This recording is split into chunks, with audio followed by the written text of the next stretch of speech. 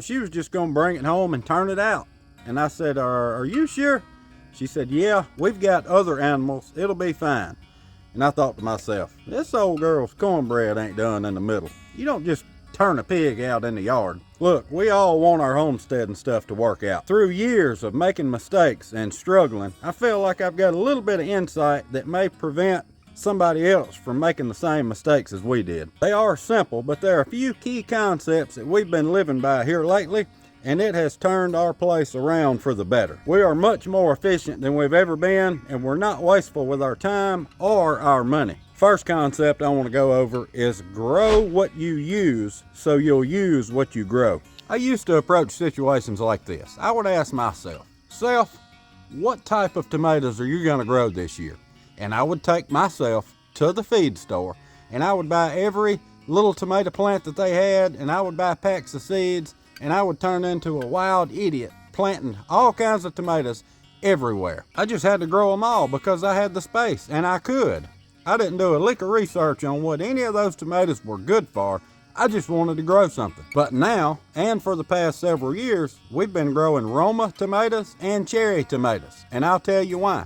My wife and daughter love those little cherry tomatoes that they put in their salads. And my wife also puts up like tomato paste, and she makes her own homemade salsa, and Roma tomatoes are really good for that since they're more meaty and a lot less juicy. And as a side note, that's why we also grow a lot of this elephant garlic, and we have some cilantro too, along with some jalapeno peppers, bell peppers, alongside our Roma tomatoes.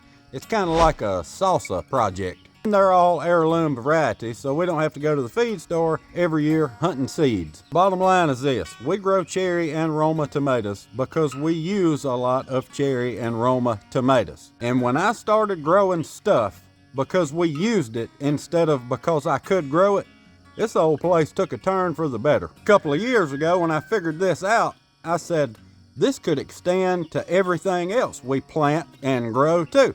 Plants, vegetables, animals, all of it. Growing and raising animals and plants with intention, not just doing it because you can. In the same way, why do we raise goats? Well, we get all their excess milk, which also leads to the best butter on the planet. That also leads to soap. And they keep our place cleaned up. And they're delicious. They taste just like a white-tailed deer, almost, except with a little more fat. Goats meet several of our needs around this place, and if we ever get in a financial bind, there's a decent savings account walking around in this clover patch right now. I just rattled off like 5 or 6 reasons why goats are a good fit for us on this homestead. Now, can you do that with what you're doing? If not, it may be time to interrogate yourself and make some sense of what's going on your place. That's the reason I don't try to grow a big patch of watermelons anymore, because we don't eat that many watermelons. We'll eat one every now and then, but it's not worth plowing up half the pasture to try to grow one. If we need a watermelon, we've got a watermelon guy that we go to. On the other hand, we do have a lot of thornless blackberries. Reason number 1, nobody else around here that I know of has any. Number 2, we do a lot with blackberries. And number 3, blackberries are one of the easiest plants to propagate and sell. As a matter of fact, I've got to work pretty hard to keep those blackberries from propagating themselves. If you let a vine hit the ground, it's gonna take root right there. Now back to my point. I used to do a lot of stuff just because I could, not because I needed to. When we started focusing our time and energy on stuff that we actually use, all of a sudden we stopped wasting time and money. I can't tell you how many hundreds of pounds of vegetables that I let go to waste or fed to the pigs or the goats or whatever would eat it because I just grew too much of what we didn't need. I've learned a very profitable exercise here recently, and by that I mean in the last 5 years.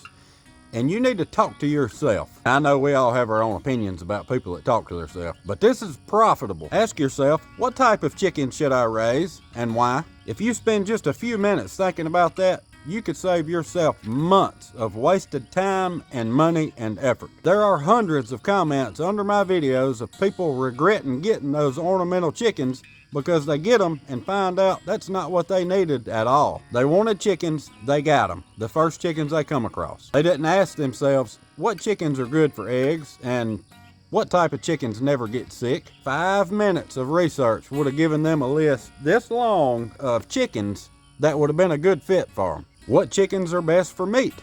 Well, research it a little bit. If you even eat chicken meat.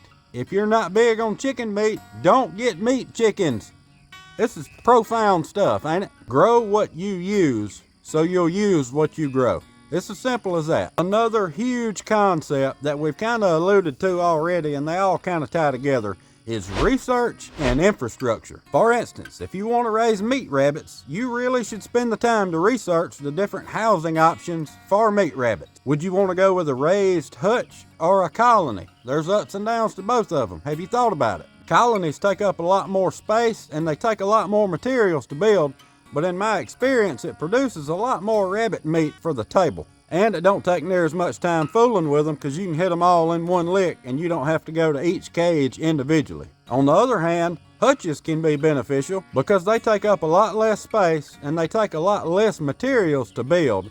And if you press for space, you can raise rabbits and chickens in the same area. And rabbit hutches allow you to collect their manure a lot easier since it'll all be in a pile under the pen, where in a colony, it's all scattered out. And rabbits have to drink water. Are you watering them with the bottles? Or are you going to have a nipple system rigged up to a water hose or to a big tank? In our rabbit colony, I just filled up a shallow container full of water and let them drink out of that. I had some well-meaning soul come up and ask me, can they drink out of that?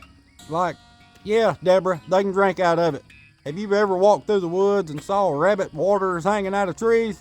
They can drink out of a puddle just as good as a wild rabbit can. What kind of rabbits should you even be looking for? Californian, New Zealand, mini Rex, English spot, those big ones, what are they called? Flemish giants, I think. Them great big rabbits. Bottom line is this. This is just a hypothetical situation, but my point is research, research, research, and infrastructure. One time we were breeding and selling pigs, and I sold a girl a little pig on Facebook, and well, come to find out, she was just going to bring it home and turn it out.